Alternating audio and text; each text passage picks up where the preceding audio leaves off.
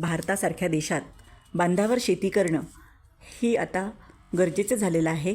बांध हा 2 शेतामधील विभाजक असतो किंवा शेताला लागून नदीपात्र, नाला, रस्ता, जंगल, वर्दळीची जागा असे काही असले तेथे शेताच्या संरक्षणासाठी बांध घालतात. आपल्याकडे सर्वसाधारणपणे बांधाची तळाची रुंदी 5 ते 10 फूट असते. आपल्याला माहिती आहे की 1 एकर म्हणजे 43,560 चौरस फूट, म्हणजे 1 एकराच्या बांधाची लांबी असते 832 फूट.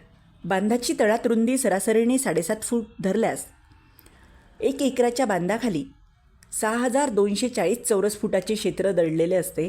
1 एकराच्या 40 गुंठ्यांपैकी 3 गुंठे जमीन केवळ बांधाखाली वाया जात असते. महाराष्ट्र राज्यातील 3.5 कोटी एकर पिकाऊ क्षेत्राखाली वरील हिशोबाने 26 लक्ष एकर क्षेत्र केवळ बांधाखाली वाया जात आहे. संपूर्ण भारताचा विचार केला तर बांधाखाली वाया जाणारे शेतजमिनीचे क्षेत्र 215 लाख एकर इतके आहे. बांधाखाली वाया जाणाऱ्या या क्षेत्रावर वृक्षारोपण करून शेतकऱ्याला एक चांगले उत्पन्न मिळणे शक्य आहे. त्याचप्रमाणे बांधावरच्या या वृक्ष लागवडीतून राष्ट्राची वृक्षारोपणाची निकडही पूर्ण होऊ शकत आहे.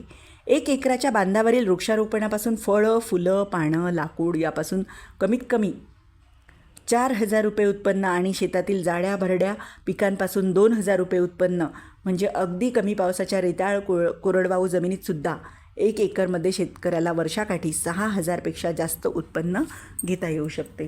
तर या बांधावर आपण विविध वृक्ष, वड, पिंपळ, बेल सारखी वृक्ष आपण लावू शकतो.